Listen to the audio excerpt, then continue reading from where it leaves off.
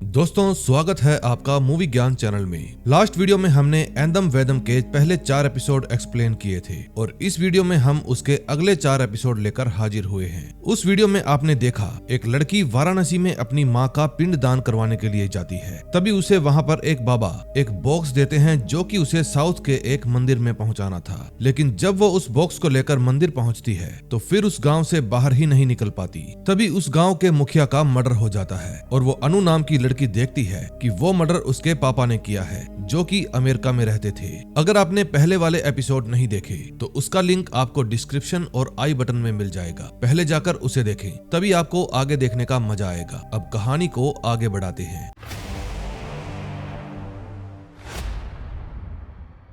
5th episode में हम देखते हैं मुखिया जी के मर्डर के अगले दिन जंगल रेंजर जब जंगल में गश्त लगा रहे थे तो जंगल में उन्हें एक टेंट लगा हुआ मिलता है। फिर जब वे पास जाकर देखते हैं तो वहाँ पर एक नशेड़ी नशे में धुत पड़ा था। फिर रेंजर जब उसके पास जाते हैं तो उसके साथ साथ उसके दूसरे साथी को भी पकड़ लेते हैं। उन्हें वहाँ पर खून से रंगे हुए कुछ कपड़े भी मिलते हैं। फिर रेंजर्स उन दोनों को पकड़कर पुलिस स्टेशन ले जाने लगते हैं। दूसरी तरफ गाँव में पुलिस वाले विकी का बयान ले रहे थे। तभी अनु के पापा उसे बताते हैं कि मैंने पुलिस वालों की हेल्प से तुम्हारा फोन ट्रैक किया और मुझे पता चला कि तुम इस गांव में हो। जब मैं यहाँ पर आया तो मुखिया जी को हाफते हुए देखा और उनको गोली लगी थी। मैं तो उनको बचाना चाहता था। फिर अनु कहती है मैं तो यहाँ पर आकर फंस गई। फिर उसके पापा कहते हैं ये तो विधि का विधान है जो तुम्हें यहाँ पर खींच लाया। तभी वहाँ इंस्पेक्टर साहब आते हैं और कहते हैं डीआरडीओ ने आपकी आईडी कंफर्म कर दी है। अब आप लोग पुलिस स्टेशन चलकर अपनी स्टेटमेंट लिखवा दीजिए। अगले सीन में हम देखते हैं रामू मुखिया जी के भाई मुकुंद को अयंगारपुरम ला रहा था जो कि आज ही ऑस्ट्रेलिया से वापस आया था। फिर जब उसको मुखिया की मौत के बारे में पता चलता है तो वो गुस्सा हो जाता है। फिर वो कार को वहीं पर रुकवाता है और बाहर निकलकर रामू से पूछता है कि जब उनको गोली लगी तुम कहां पर थे। अब पुलिस वाले मुझ पर ही शक करेंगे, इसलिए सीधा पुलिस स्टेशन चलो। तभी पुलिस वाले विकी, अनु और उसके पिता की स्टेटमेंट लेते हैं और कहते हैं जब तक हम ना कहें आप इस गाँव से बाहर नहीं जा सकते। इतने में वहाँ पर रेंजर्स भी आ जाते हैं और कहते हैं इन दोनों को हमने जंगल से पकड़ा है। हमें शक है कि इन्होंने ही मुखिया जी को मारा होगा, इसीलिए हम इनको पकड़कर यहाँ पर ले आए। फिर कुछ देर बाद वहाँ पर मुखिया के भाई भी पहुँच जाते हैं। फिर जब वो इंस्पेक्टर से मिलते हैं तो इंस्पेक्टर कहता है कि हमने कातिलों को तो पकड़ लिया है लेकिन जिसने इन दोनों को कत्ल करने के लिए पैसे दिए थे उसे पकड़ना अभी बाकी है। फिर मुखिया का भाई पूछता है क्या आपको मुझ पर शक है कि मैंने वो हत्या करवाई है। इंस्पेक्टर कहता है पैसों के लालच में कोई कुछ भी कर सकता है। फिर मुखिया का भाई कहता है मेरी ऑस्ट्रेलिया में बहुत बड़ी मीट एक्सपोर्ट की कंपनी है, मेरे पास पैसों की कोई कमी नहीं। फिर इंस्पेक्टर कहता है अभी तो आप जाओ लेकिन आप हमारे शक के दायरे में हैं। जब तक कि असली गुनहगार नहीं मिल जाता तब तक शक आप पर ही रहेगा। फिर वहाँ से बाहर निकलते वक्त मुखिया का भाई कहता है आपसे ज्यादा ये बात जानने का मैं इच्छुक हूँ कि मेरे भाई को किसने मरवाया। फिर जब विकी, अनु और उसके पापा वापस गाँव में पहुँच जाते हैं तो मुखिया का भाई भी वहाँ पर पहुँच जाता है। फिर उसकी गर्लफ्रेंड जूलिया अनु को घूर कर देखने लगती है जैसे वो उसे जानती हो। फिर अनु कहती है पापा अब मैं और नहीं झेल सकती और कत्ल वगैरह के झंझट में मुझे नहीं फंसना, मुझे किसी भी तरह इस गांव से बाहर निकलना है। फिर उसके पापा कहते हैं चैम्बर के खुलने तक हम कहीं नहीं जाएंगे, उसके बाद ही कहीं जाएंगे। फिर अनु पूछती है आपको इस चैम्बर के बारे में कैसे पता चला। फिर उसके पिता बताते हैं कि जब मैं छोटा था मुझे तब से ही इस गाँव के बारे में बहुत कुछ पता है, बस मैं तुम्हें बताने के लिए सही समय का इंतजार कर रहा था लेकिन मेरे बताने से पहले ही तुम्हारी किस्मत तुम्हें यहाँ पर खींच लाई। अगले सीन में हम देखते हैं मनोज अपने दोस्त शशि के घर पहुंच जाता है और उसे वही पत्रिका दिखाता है जिसके ऊपर गाँव वाली स्टोरी लिखी हुई थी। तभी वहाँ शशि की वाइफ आती है और कहती है हम 10 दिनों के लिए घूमने जा रहे हैं, तब तक तुम अपने बच्चे का ध्यान रखोगे। दरअसल शशि की वाइफ पहले मनोज की वाइफ हुआ करती थी लेकिन बाद में उसने मनोज से डिवोर्स लेकर शशि से शादी कर ली और जो बच्चा है वो मनोज का ही है जिसकी उसे अब अगले 10 दिनों तक देखभाल करनी थी। तभी उनके घर के बाहर गगन नाम का एक लड़का पहुंच जाता है जिसको आर्कियोलॉजिस्ट ने भेजा था। फिर वो कहता है कुछ भी करो लेकिन वो चीज तुम्हें लेकर ही आनी होगी। तभी आर्कियोलॉजिस्ट को अपने पुराने दिन याद आने लगते हैं। उन दिनों वो भी उस मंदिर के ऊपर अपनी रिसर्च कर रहा था लेकिन उसके हाथ कुछ नहीं लगा। दूसरी तरफ अनु के पिता उसे समझा रहे थे कि तुम्हें यहाँ पर तुम्हारी तकदीर खींच कर लाई है। जिन 4 ब्राह्मण देवताओं को तुमने देखा था उनको मैंने भी देखा था, मेरे पिताजी ने भी देखा और उनके पिताजी ने भी देखा था। वो चारों ब्राह्मण देवता हमेशा से ही यहाँ पर हैं। लेकिन अनु कहती है सुबह होते ही मैं यहाँ से चली जाऊंगी।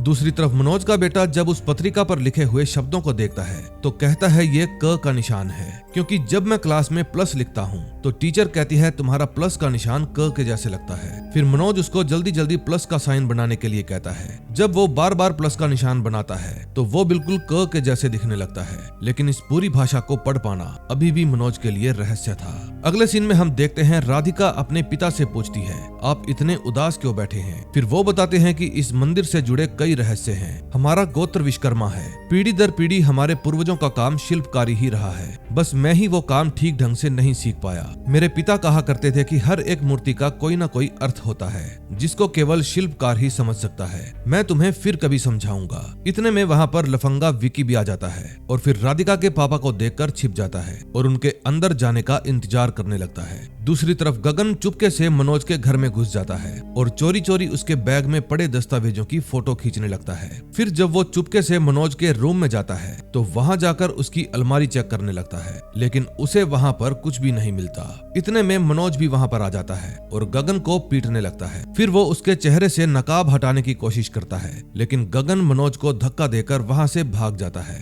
तभी सुब्रमण्यम भी उस डिलीवरी वाले का पता लगाते लगाते उसके गोडाउन तक पहुंच जाता है। उस समय वो अपनी पोर्न वीडियो का गैर कानूनी धंधा चलाए हुए था, इसलिए सुब्रमण्यम को देखकर उसे लगता है कि ये कोई पुलिस वाला है। फिर जब सुब्रमण्यम उससे सवाल जवाब करने लगता है तो वो शटर बंद कर देता है और खुद छिप जाता है। फिर सुब्रमण्यम एक खिड़की के जरिए उस गोडाउन के अंदर घुस जाता है और आवाज लगाता है कि मैं पुलिस वाला नहीं हूँ, बाहर आ जाओ, मुझे तुमसे कुछ पूछना है। लेकिन जब वो नहीं आता तो सुब्रमण्यम उसके कंप्यूटर टेबल पर पड़े हुए कुछ पैकेट्स देखने लगता है। फिर उनमें से एक पैकेट उठाकर वो अपने बैग में रख लेता है, लेकिन इतने में उसे कोई मशीन के चलने की आवाज आती है। फिर जब वो नीचे झांक कर देखता है तो उसे पता चलता है कि उस डिलीवरी वाले ने खुद को फांसी लगा दी। फिर वो नीचे जाकर उसे बचाने की कोशिश करता है, लेकिन तब तक वो आदमी मर चुका था। फिर वो वकील के पास फोन करता है और उसे सारी बात बताता है। वकील मैडम कहती है इससे पहले कि तुम्हें कोई देख ले तुम जल्दी से वहाँ से निकलो। फिर सुब्रमण्यम वहाँ से भाग जाता है। तभी हम देखते हैं कि मुन्नी अपने घर में रंगोली बना रही थी। फिर वो राधिका को बताती है कि इस तरह की आकृतियां मैं बना तो लेती हूँ, लेकिन मुझे इनका अर्थ नहीं पता। तभी गगन आर्कियोलॉजिस्ट को बताता है कि मनोज मेरे हाथ से निकल गया। फिर वो कहते हैं मैं जानता हूँ मनोज कहाँ गया होगा, तुम भी वहाँ पर जाओ, वो अयंगारपुरम गया है। 6th एपिसोड की कहानी पास्ट से शुरू होती है। समय था प्रिडिक्ट डेट से 30 दिन पहले का और जगह है फ्रांस। इसका नाम थॉमस है। ये मुखिया के भाई मुकुंद की कंपनी में एनालिस्ट का काम करता है। फिर वो अपनी सीनियर के पास फोन करता है और बताता है कि हमारी कंपनी में बहुत सारे छोटे छोटे ट्रांजैक्शन हुए हैं जिनका किसी को भी अता पता नहीं है, यानी कि ये फ्रॉड है और कुल मिलाकर अमाउंट बहुत बड़ी है। तभी वहाँ रूम सर्विस के भेस में एक किलर आती है और थॉमस को मार देती है। फिर इस घटना के 15 दिन बाद थॉमस की सीनियर मुकुंद के साथ मीटिंग फिक्स करती है और उसे बताती है कि कुछ दिन पहले हमारे एनालिस्ट का मर्डर हो गया है और सारी सीसीटीवी फुटेज भी डिलीट कर दी गई। फ्रॉड की अमाउंट बहुत बड़ी है, करीब 150 बिलियन डॉलर्स। हमारे हाथ एक आईपी एड्रेस लगा है जो कि आपके नेटिव प्लेस का है। पैसा एक गुमनाम अकाउंट के अंदर ट्रांसफर किया गया है। हमें और भी कई आईपी एड्रेस मिले हैं जो कि अभी तक ट्रेस नहीं हो पाए। आपको अपने नेटिव प्लेस जाना चाहिए, शायद वहां जाकर ही आपको कुछ पता चले। अब कहानी प्रेजेंट में आती है। मुकुंद रामू को अपने पास बुलाता है और पूछता है क्या मेरे भाई का कोई दुश्मन भी था। रामू कहता है उनका कोई दुश्मन नहीं था। फिर मुकुंद पूछता है क्या हमारे गांव में कोई बाहर से आया है। फिर रामू बताता है पिछले कुछ दिनों में कई सारे लोग बाहर से आए हैं। पहले एक लड़का और लड़की पेटी लेकर आए और वो पेटी उन्होंने पंडित जी को दे दी। फिर एक आदमी अपनी बेटी के साथ 43 दिनों के लिए यहाँ पर आया, उसे अपनी बेटी का दोष दूर करना था। फिर पहले वाली लड़की के फादर भी आए जो मालिक की मौत के समय उनके साथ ही थे। और हाँ, अमेरिका से कोई डॉक्टर भी आया था किसी पुराने कंप्यूटर को खोजते हुए। फिर मुकुंद कहता है सुबह सबसे पहले मुझे उस लड़का लड़की से ही मिलना है, मेरी उनसे मीटिंग फिक्स करो। लेकिन हर बार की तरह अनु सुबह होते ही अपना बैग उठाती है और बस स्टैंड के लिए निकल पड़ती है। लेकिन घर से बाहर निकलते ही उसके हाथ एक बाइक लग जाती है और फिर वो उस बाइक को लेकर छू मंतर हो जाती है और जाते जाते बाइक वाले को आवाज लगाती है, तुम अपनी बाइक मदुरई रेलवे स्टेशन से उठा लेना। फिर जैसे ही वो उस गांव से बाहर निकलती है तो देखती है एक आदमी साइकिल पर गांव की तरफ ही जा रहा था और सड़क के किनारे एक साधु बाबा भी बैठे हुए भोजन कर रहे थे। फिर वो आगे निकल जाती है, लेकिन कुछ दूर जाने के बाद वो फिर से वहीं पर पहुंच जाती है। उनको देखकर वो चौंक जाती है। फिर वो अपनी बाइक को रोकती है और बाबा से पूछती है, क्या ये सड़क मदुरई जाती है? बाबा कहते हैं, सड़क तो जाएगी पर तू नहीं जाएगी। मेरे भगवान तुम्हें इस गांव से बाहर नहीं जाने देंगे। फिर गुस्से में आकर वो अपनी बाइक उठाती है और फिर से आगे बढ़ जाती है। कुछ दूर जाने पर अनु फिर से उसी जगह पर पहुंच जाती है। ऐसा लग रहा था जैसे वो किसी लूप के अंदर फंस गई। फिर वो अपनी बाइक को सड़क किनारे खड़ी करती है और जोर जोर से चिल्लाने लगती है। फिर वो थक हार कर वहीं पर बैठ जाती है। फिर कुछ देर बाद वो उठती है और अपनी बाइक लेकर वापस गांव की तरफ चली जाती है। दूसरी तरफ शशिकांत जी कोचीन की एक मार्केट में जाते हैं और उस आदमी से मिलते हैं जिसके पास मुखिया जी के पिताजी ने वो कंप्यूटर बेचे थे। फिर वो पूछते हैं, क्या मुखिया के पिताजी ने आपको ही 5 कंप्यूटर बेचे थे? शॉपकीपर कहता है, मैंने उनसे 5 नहीं 4 कंप्यूटर खरीदे थे और इस बात को काफी समय हो गया है। फिर जब वे पुराने हो गए तो मैंने उनको एक कबाड़ी वाले को बेच दिया। अब तक तो कबाड़ी वाले ने उन कंप्यूटर्स को डिस्ट्रॉय कर दिया होगा। दूसरी तरफ मनोज भी अपने बेटे को लेकर अयंगारपुरम जा रहा था। फिर रास्ते में उसका बेटा पूछता है कि मैं इन साइन लैंग्वेज को कैसे ड्रॉ करूं। फिर उनको देखकर मनोज अपनी गाड़ी को सड़क के किनारे रोकता है और अपने बैग में से पतरी निकालकर उसके ऊपर की साइन लैंग्वेज के साथ मैच करके देखता है कि क्या ये वही साइन है। लेकिन ये साइन वैसे नहीं थे, बस 1-2 साइन ही मिलते थे। अगले सीन में हम देखते हैं वकील मैडम अयंगारपुरम जाने के लिए बिल्कुल रेडी थी। फिर वो सुब्रमण्यम को भी साथ चलने को कहती है और पूछती है, ये पैकेट कैसा है? फिर सुब्रमण्यम बताता है कि अयंगारपुरम में जिस आदमी को वो प्रिंटर डिलीवर हुआ था, ये पैकेट भी उसी के लिए है। फिर मैडम कहती है, इसे अपने पास रखो और चलो मेरे साथ। फिर सुब्रमण्यम कहता है, आप कार में चलिए, मैं बाइक पर चलता हूँ, मुझे वहाँ पर बाइक की जरूरत पड़ेगी। दूसरी तरफ मुन्नी अपने घर के बाहर रंगोली बना रही थी। तभी सुरेश अपनी बेटी राधिका के साथ वहाँ पर आता है और कहता है, मुन्नी बेटा, राधिका का ध्यान रखना, मैं जरूरी काम से शहर जा रहा हूँ, शाम तक वापस आ जाऊंगा। फिर उनके वहाँ से जाते ही विकी वहाँ पर आ जाता है। फिर मंदिर के अंदर जाकर वो उन दोनों के पास बैठ जाता है और राधिका से बात करने की कोशिश करता है। फिर मुन्नी कहती है, भैया आपने उस दिन बताया था कि आप राधिका को चाहते हैं, पहले आप अपनी कुंडली दिखाइए क्योंकि राधिका दीदी मांगलिक है। फिर विकी की ऐप बताती है कि विकी भी मांगलिक है। फिर वो खुश होकर अपनी कुंडली दिखाता है और बताता है, मैं भी मांगलिक हूँ। ये बात जानकर राधिका भी खुश हो जाती है, लेकिन तभी वहाँ पर मनोज अपने बेटे के साथ पहुँच जाता है। फिर विकी कहता है, मुन्नी तुम जाकर उस आदमी को कहीं और ले जाओ, मैं राधिका से अकेले में कुछ बात करना चाहता हूँ। फिर मुन्नी मनोज के पास जाती है और बताती है, मैं मंदिर के पुजारी की बेटी हूँ, आप कौन हैं? मनोज कहता है, मेरा नाम मनोज है, मैं यहाँ डॉक्यूमेंट्री फिल्म बनाने आया हूँ, ये मेरा बेटा प्रियांश है। फिर मुन्नी कहती है, आओ मैं आपको मंदिर दिखाती हूँ। इतने में वकील मैडम और सुब्रमण्यम भी गांव पहुंच जाते हैं और रामू से पूछते हैं, क्या हम मुखिया जी से मिल सकते हैं? फिर रामू मुकुंद को बुला कर लाता है। वकील मैडम मुकुंद को कॉलेज टाइम से ही जानती थी और मुकुंद भी उनको जानता था, इसलिए वे दोनों एक दूसरे से मिलकर बहुत खुश होते हैं। फिर मुकुंद उनको घर के अंदर लेकर जाता है और अपने भाई की मौत के बारे में बताता है। वकील कहती है, मुझे तुम्हारे भाई के बारे में सुनकर बहुत दुख हुआ। फिर वो पूछती है, तुम ऑस्ट्रेलिया में क्या करते हो? मुकुंद बताता है, मेरा ऑस्ट्रेलिया में बहुत बड़ा मीट एक्सपोर्ट का कारोबार है। ये बात सुनते ही वकील की आंखें खुल जाती है और वो अपने असिस्टेंट सुब्रमण्यम की तरफ देखने लगती है। फिर वो अपने बारे में बताती है कि मैं चेन्नई में लॉयर हूँ। फिर मुकुंद पूछता है, तुमने शादी कर ली या पहले की तरह लड़कों से नफरत करती हो? ये बात सुनकर वो हंसी मजाक में मुकुंद को मारने लगती है, लेकिन तभी वहाँ पर जूलिया आ जाती है। वो पूछती है, ये सब क्या चल रहा है? फिर मुकुंद उन दोनों का इंट्रोडक्शन करवाता है और कहता है कि आज तुम यहीं रुकोगी।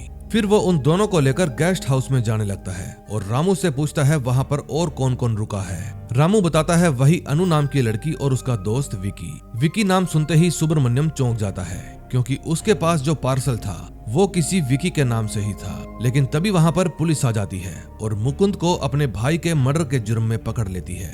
वकील कहती है, क्या आपके पास वारंट है? फिर पुलिस वाला उनको वारंट दिखाता है और मुकुंद को अपने साथ ले जाता है। फिर उनके जाने के बाद वकील सुब्रमण्यम को कहती है, हम यहाँ मीट के प्रिंटर की खोज में आए थे, लेकिन यहाँ तो एक मीट एक्सपोर्टर अपने भाई के कत्ल के जुर्म में अंदर हो गया। फिर सुब्रमण्यम कहता है, मैडम मुझे इस गांव में एक लीड फॉलो करनी है मीट प्रिंटर के रिगार्डिंग, और ये पार्सल भी किसी को सौंपना है। मैं डिटेल्स इकट्ठी करके आपसे मिलता हूँ। दूसरी तरफ मनोज मंदिर में आकृतियों की फोटो खींच रहा था। फिर मुन्नी कहती है, आपके बेटे को भूख लगी होगी, मैं उसके लिए कुछ लेकर आती हूँ। लेकिन जब वो खाने के लिए कुछ लेकर आती है तो देखती है मनोज वहाँ से चला गया। इतने में वहाँ पर सुब्रमण्यम आ जाता है और पूछता है, क्या आपने विकी को कहीं देखा है? मुन्नी कहती है, मैं भी विकी और राधिका को ही ढूंढ रही हूँ, पता नहीं वे लोग कहाँ चले गए। उस समय राधिका रूट कर अपने घर की तरफ जा रही थी और विकी उसका पीछा कर रहा था। फिर वो पीछा करते करते घर के अंदर भी आ जाता है और उसे छूने की कोशिश करता है, लेकिन राधिका रोने लगती है और उसे अपने घर से भगा देती है। फिर जब विकी घर से बाहर आता है तो उसको सुब्रमण्यम मिल जाता है। सुब्रमण्यम कहता है, मैं कोरियर वाला हूँ और तुम्हारे लिए एक कोरियर आया है। फिर विकी उस पार्सल को खोल कर देखता है जिसके अंदर एक कंप्यूटर का मदरबोर्ड था। फिर वो आवाज लगाता है, ये पार्सल मेरा नहीं है, लेकिन सुब्रमण्यम उस पार्सल को पकड़ाते ही वहां से चला जाता है। अब विकी गुस्से में था क्योंकि राधिका उसे भाव नहीं दे रही थी। फिर वो अपनी ऐप वाली लड़की को कहता है कि तुमने जैसे कहा था ये लड़की वैसी नहीं है, वो एक नंबर की बेवकूफ है। मुझे अभी की अभी यहाँ पर एक लड़की चाहिए जो मेरी केयर करे, बिल्कुल तुम्हारे जैसे। फिर उसकी ऐप वाली लड़की बताती है कि मेरी नजरों में एक लड़की है, लेकिन वो तुमसे थोड़ी बड़ी है, तुम्हें उसको पटाने के लिए एक गिफ्ट देना होगा। विकी कहता है, इस जंगल में मैं गिफ्ट कहाँ से लाऊं? फिर राधिका कहती है, मैं करती हूँ कोई जुगाड़। फिर वो विकी के फोन में एक लोकेशन भेजती है और कहती है, तुम उस एड्रेस पर जाओ, वहाँ तुम्हें एक आदमी मिलेगा, ये पैकेट तुम उसको दे देना, फिर बदले में वो तुम्हें एक पैकेट देगा, वो पैकेट तुम उस लेडी को गिफ्ट कर देना, फिर वो खुश हो जाएगी और तुमसे दोस्ती कर लेगी। फिर उस लोकेशन को फॉलो करते करते विकी जंगल में बने हुए एक घर में पहुंच जाता है। फिर दरवाजा खटखटाने पर उसमें से बिल्लू बदमाश निकलकर बाहर आता है। विकी कहता है, मैं विकी हूँ, तुम्हारे लिए कुछ लेकर आया हूँ। फिर बिल्लू कहता है, thank you for the gift. Vicky पूछता है, मेरा रिटर्न गिफ्ट कहाँ है? बिल्लू कहता है, उसको रेडी करने में थोड़ा टाइम लगेगा, रात को आ जाना। फिर विकी उससे बहस करने लगता है कि मुझे अभी की अभी रिटर्न गिफ्ट चाहिए। फिर वे दोनों बहस करते करते बाहर चले जाते हैं, लेकिन तभी मौके का फायदा उठाकर सुब्रमण्यम उस घर के अंदर घुस जाता है और देखता है वहाँ तो मीट बनाने का पूरा प्रोसेस चालू है और वो प्रिंटर जिसकी उनको तलाश थी वो भी वहीं पर पड़ा था। फिर वो वकील मैडम को फोन करने लगता है, लेकिन मैडम का नंबर बिजी आ रहा था। फिर वो मैसेज टाइप करता है कि मुझे मीट बनाने वाला प्रिंटर मिल गया है, लेकिन वो मैसेज डिलीवर करने से पहले ही गुल्लू बदमाश वहां पर आ जाता है और सुब्रमण्यम के सिर पर वार करके उसे नीचे गिरा देता है। फिर वो रेंच से मार मार कर सुब्रमण्यम का काम तमाम कर देता है और कहता है, तू सही टाइम पर आ गया, अब विकी को उसका रिटर्न गिफ्ट मिल जाएगा। अब नेक्स्ट एपिसोड में देखेंगे क्या होता है। 7th एपिसोड की शुरुआत 1995 से होती है। एक प्रोफेसर अपने स्टूडेंट्स को वेदों के बारे में नॉलेज दे रहे थे। वो बताते हैं कि ऐसी बहुत सारी थ्योरीज हैं कि 4 वेदों के अलावा एक और वेद भी है। फिर एक स्टूडेंट पूछता है, सर 5वें वेद में क्या लिखा होगा? प्रोफेसर कहते हैं, ग्रेटर नॉलेज, अननोन टेक्नोलॉजी, मानव रचना की ज्यादा जानकारी। फिर एक और स्टूडेंट पूछता है, सर आप जो बोल रहे हैं क्या इसका कोई सबूत भी है? फिर प्रोफेसर उन सभी को कुछ प्राचीन रचनाएं दिखाता है और बताता है सभी भाषाएं उनसे ही बनी हैं, लेकिन आज के समय किसी के पास भी इनको समझने के लिए कोडेक्स नहीं है। फिर वो बताते हैं 1970 में डॉक्टर राजशेखर, जो कि जाने माने आर्कियोलॉजिस्ट थे, खुदाई के दौरान उनके हाथ में ताड़पत्र पर लिखी हुई एक पांडुलिपि मिली थी। उसके साथ एक ड्राइंग भी थी जो कि एक प्रेडिक्शन थी कि 4 वेदों के अलावा 5वां वेद भी है। अब कहानी प्रेजेंट में आती है। वकील मैडम पुलिस स्टेशन में थी और पुलिस वाले उनको एक वीडियो दिखाते हैं जिसके अंदर मुखिया और उसके भाई मुकुंद का झगड़ा चल रहा था। ये एक वीडियो कॉल की रिकॉर्डिंग थी। फिर मुकुंद अपने भाई को मारने की धमकी देता है। सफाई में मुकुंद कहता है कि ये एक फेक वीडियो है, डीप फेक वीडियो। फिर पुलिस वाले उन्हें छोड़ देते हैं और मैडम मुकुंद को अपने साथ घर ले आती है। मैडम पूछती है, ऐसा कैसे पॉसिबल हो सकता है? मुकुंद कहता है, आजकल टेक्नोलॉजी एडवांस हो गई है, लेकिन ये प्रोसेस बहुत ही महंगा पड़ता है। कोई तो है जो मुझे फंसाने के लिए काफी पैसे खर्च कर रहा है। फिर वकील मैडम पूछती है, जब तुमने कहा कि ये डीप फेक वीडियो है तो पुलिस वालों ने तुम्हें छोड़ क्यों दिया? ये बात सुनकर मुकुंद बहाना बनाकर वहाँ से चला जाता है। फिर जूलिया वकील मैडम को घुमाने के लिए ले जाती है। तभी मुकुंद अपनी कंपनी में फोन करता है और पूछता है कि क्या पता चला कि किसने मेरे खिलाफ डीप फेक वीडियो बनाई थी। दूसरी तरफ से आवाज आती है कि हम आपका आईपी एड्रेस ट्रेस नहीं कर पा रहे, कोई अननोन डोमेन है। वो बैंक डिटेल जिसके अंदर आपका पैसा ट्रांसफर हुआ था उसी आईपी एड्रेस के साथ मैच करती है। उसके अकाउंट में ट्रांसफर किया हुआ पैसा आपके भाई के कातिलों को भी ट्रांसफर किया गया था। तभी घर को एक्सप्लोर करते करते जूलिया और वकील बेसमेंट में चली जाती है। वहाँ बेसमेंट के अंदर एक और बेसमेंट थी। फिर वे दोनों उसके अंदर जाने लगती हैं। वहाँ पर एक रूम बना हुआ था और ये वही रूम था मुखिया ने जिसको साफ करने के लिए कहा था। लेकिन जूलिया ठरकी हो जाती है और वकील के साथ उल्टे काम करने लगती है। तभी वकील मैडम को पीछे वाली दीवार पर शक होता है और वो उसे खटखटा कर देखती है। वो दीवार खोखली थी। फिर मैडम कैलेंडर हटाकर देखती है जिसके पीछे एक छेद था। फिर वो अंदर झांक कर देखती है और बताती है कि इसके पीछे एक रूम है। फिर जब वे दोनों वहाँ से चली जाती है तो उस छेद में से कोई झांक कर देखता है। अब प्रेडिक्ट डेट में 4 दिन रह गए थे। तभी शशिकांत जी अयंगारपुरम आते हैं और मंदिर में आकर एक बुजुर्ग के साथ बैठ जाते हैं। तभी उनके सामने से अनु के पिता गुजरते हैं। फिर वो पूछते हैं क्या यही है मुखिया जी के भाई जो ऑस्ट्रेलिया से आए हैं। फिर वो बुजुर्ग कहता है नहीं, ये तो उस लड़की के पिता हैं जो यहाँ पर पेटी लेकर आई थी जिसमें गुप्त कक्ष की चाबी थी। फिर शशिकांत पूछते हैं क्या है ये गुप्त कक्ष। बुजुर्ग बताता है कि कोई तो कहता है इसमें 5वां वेद है और कोई कहता है इसमें ब्रह्मा जी का 5वां सिर है। फिर शशिकांत पूछता है कि 5वें वेद के अंदर क्या लिखा है। बुजुर्ग बताता है कि चारों वेदों को ब्रह्मा जी की उत्पत्ति से बहुत समय पहले ही लिख दिया गया था। उसी के अकॉर्डिंग ही ब्रह्मा जी ने सृष्टि का निर्माण किया।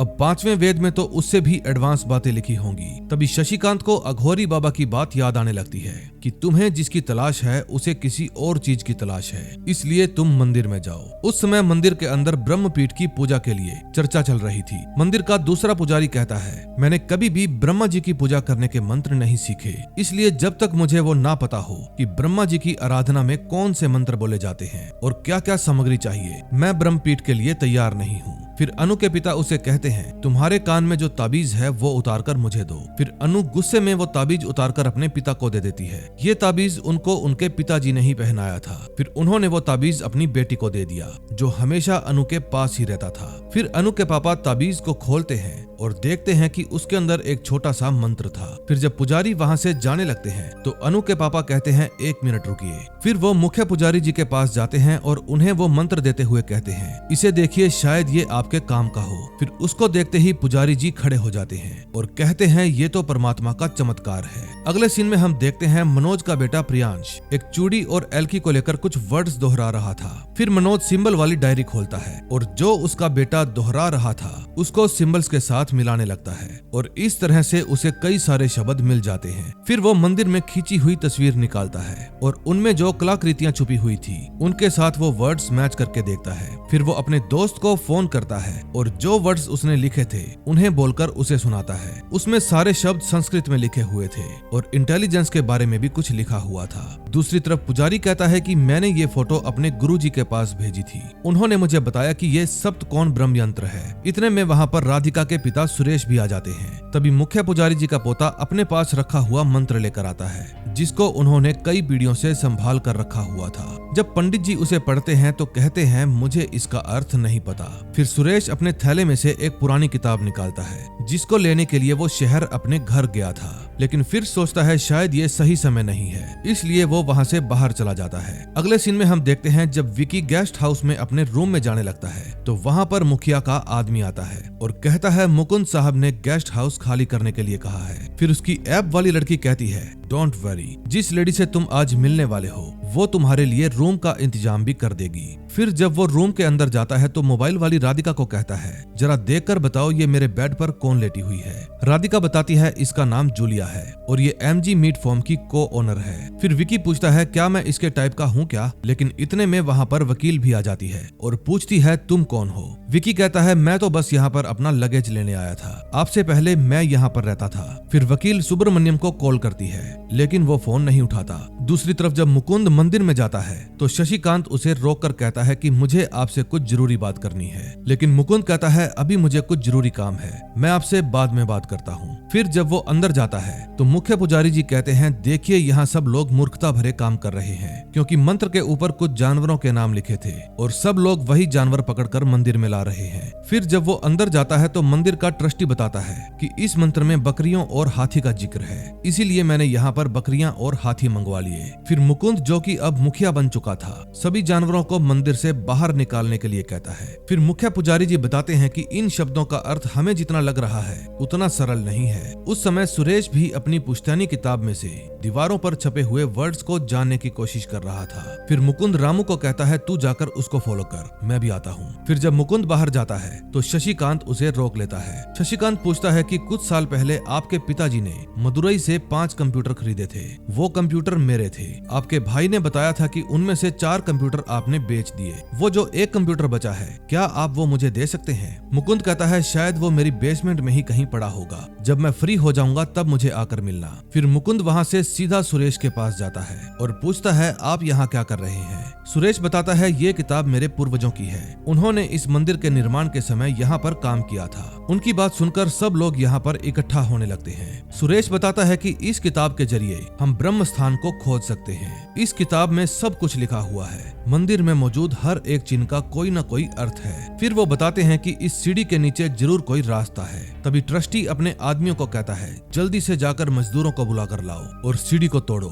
दूसरी तरफ शशिकांत मुखिया जी के घर पर पहुंच जाता है, क्योंकि उसे पता था कि इस समय वो घर पर मौजूद नहीं है। फिर घर की छानबीन करते करते वो बेसमेंट में पहुंच जाता है और शशिकांत को कहता है, तुम यहीं पर खड़े रहो, कोई आए तो मुझे बता देना। फिर शशिकांत खुद नीचे वाले रूम में जाता है और रूम की अच्छे से चेकिंग करता है। वहाँ पर हो रहे शोर से वकील मैडम को भी पता चल जाता है कि बेसमेंट में कोई आया है। इतने में शशिकांत को अपना कंप्यूटर मिल जाता है और फिर वो कंप्यूटर को ओपन करता है और उसके अंदर छुपाई हुई अपनी एक किताब निकालता है। लेकिन इतने में वकील भी वहाँ पर आ जाती है और कहती है, कौन हो तुम लोग और यहाँ पर क्या कर रहे हो? उसकी आवाज सुनते ही शशिकांत उस किताब को छुपा लेता है। फिर वो बाहर आकर कहता है कि हम स्क्रैप डीलर हैं, मालिक ने ही हमें यहाँ पर भेजा है। फिर वकील कहती है, अभी तुम जाओ, जब मालिक यहाँ पर होंगे तब आना। फिर वे दोनों वहाँ से चले जाते हैं।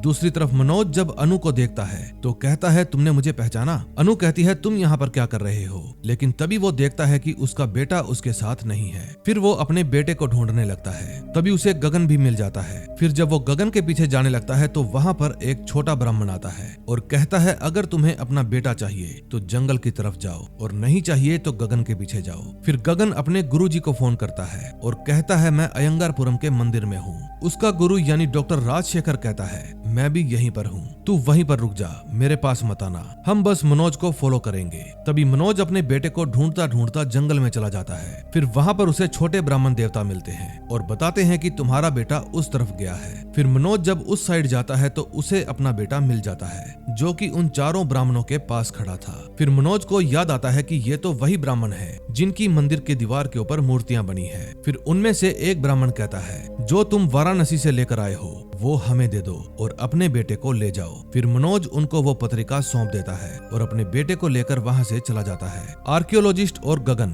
वे दोनों भी उस समय वहीं पर मौजूद थे, लेकिन तभी उनमें से एक ब्राह्मण उस पत्रिका को नष्ट कर देता है और वो दोनों बेचारे खड़े खड़े देखते रह जाते हैं। फिर जब मनोज अपने बेटे को लेकर मंदिर जाता है तो अघोरी बाबा कहते हैं, तेरा कार्य अब पूरा हो गया है, तू अब यहाँ से वापस चला जा, किस्मत बलवान है, जब भी तेरी जरूरत होगी तू खुद यहाँ पर चला आएगा। फिर मनोज वहाँ से चला जाता है। तभी हम देखते हैं आर्कियोलॉजिस्ट एक सुनसान जगह पर जाता है और अपनी टैब निकालकर ऑन करता है। फिर उसमें एक AI चेहरा दिखने लगता है और वो कहता है, देखा हमारा सफर कहाँ से शुरू हुआ और कहाँ पर आ गया। हालांकि मैं शशिकांत के दिमाग की उपज हूँ, पर मुझे बनाने में तुम्हारा और मानव का भी हाथ है। फिर जब मैंने तुम्हारी जानकारी के बिना तुम्हारा पीछा किया तो मुझे 5वें वेद के बारे में पता चला। उसके बाद तो खेल में मोहरे भी बढ़ते चले गए। फिर मेरे प्लान के बीच में जो भी रुकावट बनकर आया समझो मर गया।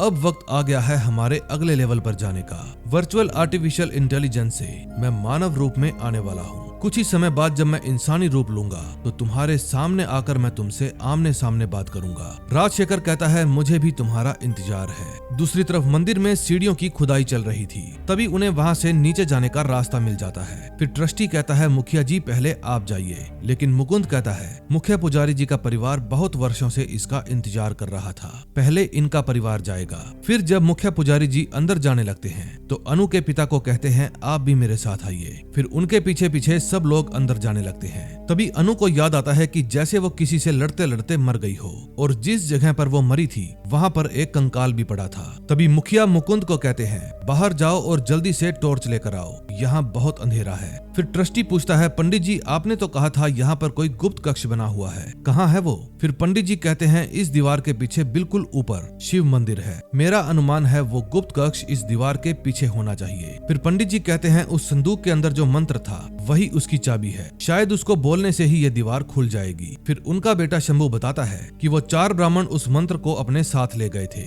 फिर मुन्नी कहती है उसके ऊपर जो मंत्र लिखा हुआ था वो मुझे अच्छे से याद है, मैं वैसे ही लिपि बना सकती हूँ। फिर वो सुरेश से डायरी लेकर पेन से उसके ऊपर बिल्कुल वैसे ही वर्ड्स लिखने लगती है। फिर दूसरे पुजारी कहते हैं लाओ मुझे दो, मैं पढ़कर सुनाता हूँ। तभी मुन्नी को वहाँ पर एक दिया नजर आता है जिसके अंदर मंदिर से टपकता हुआ तेल आ रहा था। फिर वो उस दीपक को जला देती है। तभी पंडित जी मुन्नी का लिखा हुआ मंत्र पढ़ने लगते हैं। इतने में आर्कियोलॉजिस्ट भी वहाँ पर आ जाता है। फिर मंत्र पूरा होने के बाद भी ये मंत्र काम नहीं करता। फिर पंडित जी दोबारा से मंत्र पढ़ते हैं, लेकिन अब की बार तेज आवाज में। फिर भी ये मंत्र काम नहीं करता। तभी जहाँ पर दीपक जल रहा था उसकी गर्मी से मोम पिघलने लगता है और उसके ऊपर टंगा हुआ बर्तन हल्का होने के कारण ऊपर की तरफ जाने लगता है। फिर तेज तेज आवाज आने लगती है और वो गेट खुल जाता है। फिर जब सब लोग अंदर जाते हैं तो देखते हैं अंदर घोड़े के सिर की एक प्रतिमा पड़ी थी। अब नेक्स्ट एपिसोड में देखेंगे क्या होता है।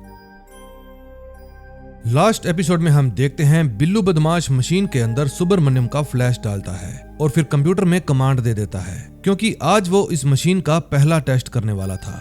दूसरी तरफ वकील जूलिया के साथ डिनर कर रही थी। फिर जूलिया वकील से पूछती है तुम जिस प्रिंटर की तलाश में आई हो वो प्रिंटर कितना बड़ा है? जूलिया के मुंह से ये बात सुनकर वकील चौंक जाती है। फिर जूलिया कहती है जब तुम्हारे असिस्टेंट का मैसेज आया तो मैंने तुम्हारे फोन में झांक कर वो मैसेज पढ़ लिया था। दूसरी तरफ विकी गुल्लू बदमाश के पास उस लेडी के लिए गिफ्ट लेने जाता है। फिर गुल्लू बदमाश फ्लैश को पोलोथीन में डालकर विकी को पकड़ा देता है और कहता है इसमें खाने का कुछ सामान है, बहुत ही महंगी है, ये उस लेडी को दे देना, उसे बहुत पसंद आएगा। उसकी लोकेशन मैंने तुम्हारे फोन में भेज दी है। फिर विकी पूछता है मेरे पास लगेज रखने की कोई जगह नहीं है, क्या मैं आज रात के लिए इसे यहाँ पर रख सकता हूँ? कल सुबह ले जाऊंगा। गुल्लू हाँ कह देता है। फिर जंगल में जाकर विकी अपनी AI वाली लड़की से पूछता है कि ये मैप मुझे कहाँ ले जा रहा है। फोन वाली लड़की कहती है बस मैप को फॉलो करते रहो। फिर वो मैप को फॉलो करते करते गेस्ट हाउस पहुंच जाता है। फिर फोन वाली लड़की कहती है जिसके लिए तुम ये गिफ्ट लाए हो उसे नई तरह का मांस खाना पसंद है, इसको देखकर वो बहुत खुश हो जाएगी। फिर विकी पूछता है यहाँ तो 2-2 हैं, इनमें से किसको देना है?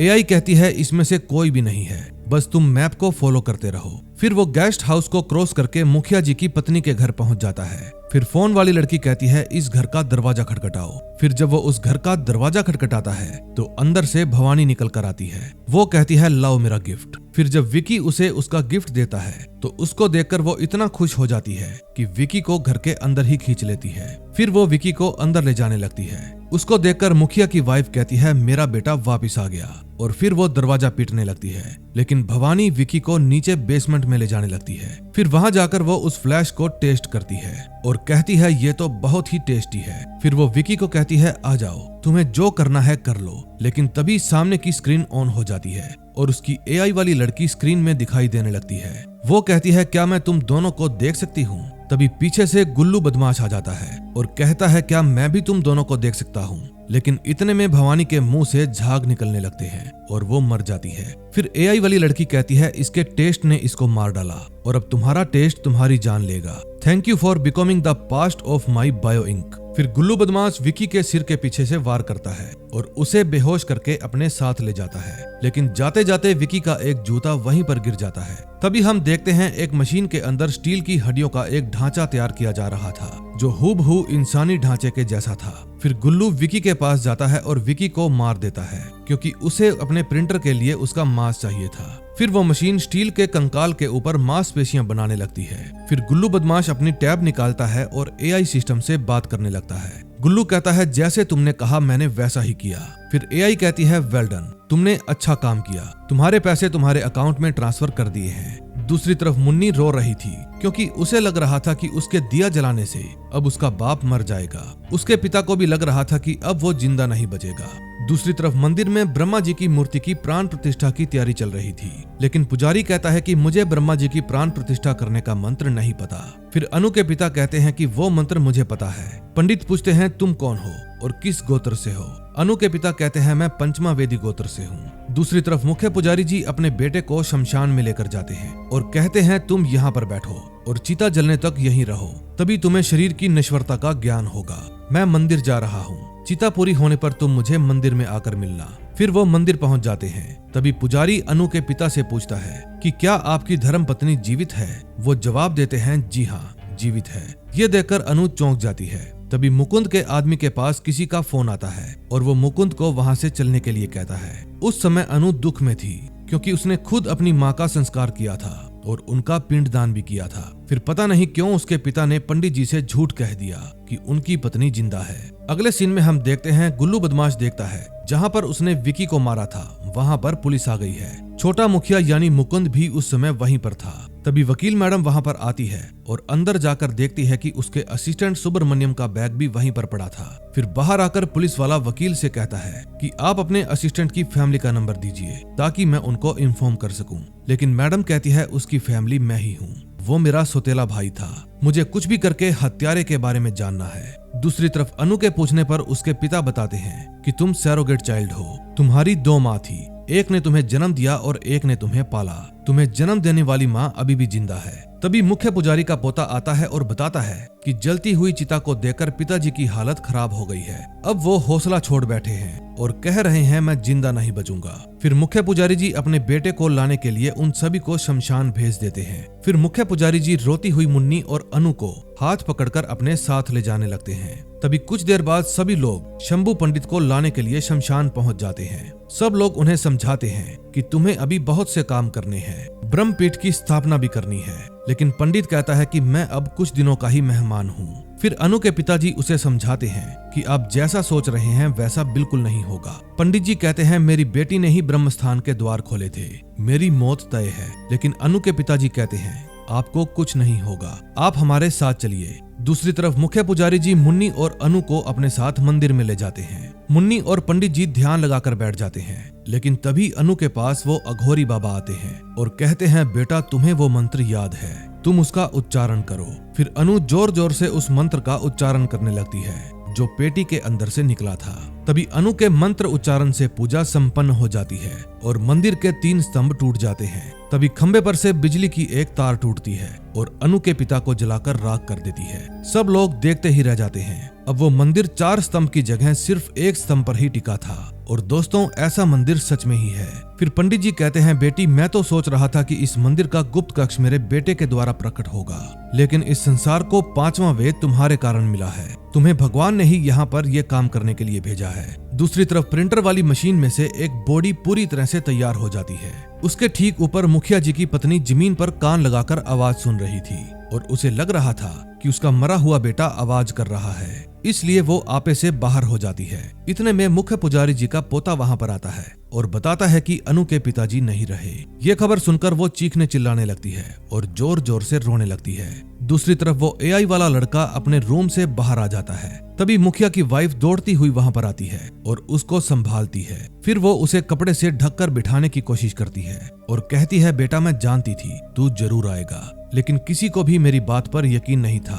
दोस्तों एक तरफ तो 5वें वेद की खोज हो गई थी और दूसरी तरफ बहुत ही स्ट्रॉन्ग वाला एआई सिस्टम डेवलप हो गया था जिसने लोगों का इस्तेमाल करके खुद का एक रूप बना लिया था। इस एआई को सब कुछ पता है, ये पूरे ब्रह्मांड की खबर रखता है। अगर इस एआई ने खुद को डेवलप करके अपना इंसानी शरीर बनाया है तो आगे चलकर ये पूरी फौज भी खड़ी कर सकता है। फिर वो 4 ब्राह्मण देवता शशिकांत को एक डायरी देते हैं जिसके अंदर एआई से रिलेटेड फार्मूला लिखा हुआ था और कहते हैं जाओ और जाकर इसे रोको, हम सब तुम्हारे साथ हैं। तभी रात को वो एआई वाला लड़का जिसका नाम चिट्टी 3.0 था मंदिर जाता है। उस समय मनोज अपने बेटे से बात कर रहा था, लेकिन चिट्टी के पास आते ही मोबाइल में नेटवर्क चला जाता है। फिर वो आर्कियोलॉजिस्ट के पास फोन करके उसे भी अपने पास बुला लेता है। फिर वे दोनों मंदिर के गुप्त स्थान के अंदर चले जाते हैं। फिर चिट्टी अपना नकाब उतारता है जो कि बिल्कुल सेम टू सेम विकी के जैसा ही दिख रहा था और आसपास दीवारों पर लिखी हुई पांडु लैंग्वेज समझने की कोशिश करता है, लेकिन उसके पास इस लैंग्वेज का कोडेक्स नहीं था। ये लैंग्वेज उसकी समझ से बाहर थी। फिर वो आर्कियोलॉजिस्ट से पूछता है कि पांडुलिपि कहाँ है। वो बताते हैं वो तो किसी वजह से हमारे हाथ से चली गई, किसी ने उसको जला दिया। फिर चिट्टी उसका गला पकड़ लेता है और कहता है बिना पांडुलिपि के मैं 5वें वेद का पता नहीं लगा पाऊंगा, उसके बिना मेरा ज्ञान अधूरा है। फिर आर्कियोलॉजिस्ट कहता है छोड़ो मुझे, मैं एक छोटे लड़के को जानता हूँ जो इस लिपि को अपने दिमाग के अंदर ही अंदर सोल्व कर लेता है, वो भी बड़ी ही आसानी से। तुम बस उसे लेकर आओ, तुम्हारी सारी परेशानियां दूर हो जाएंगी। अब प्रियांश इस लैंग्वेज को अच्छी तरह से लिखना सीख गया था क्योंकि उसने हर एक शब्द को अपनी भाषा में सोल्व कर लिया था। अब चिट्टी प्रियांश से उस भाषा के बारे में कैसे जानेगा, ये हमें नेक्स्ट सीजन में ही पता चलेगा। अगले सीजन में हमें और भी बहुत कुछ जानने को मिलेगा कि क्या एआई सिस्टम इतना डेवलप हो जाएगा कि अपने जैसी फौज खड़ी कर देगा या फिर शशिकांत उसको मिटाने में कामयाब हो जाएगा। दोस्तों जैसे ही इसका नेक्स्ट सीजन आया मैं उसको लेकर आप लोगों के लिए हाजिर हो जाऊंगा। तो मिलते हैं नए दिन नई वीडियो के साथ। Till then bye bye.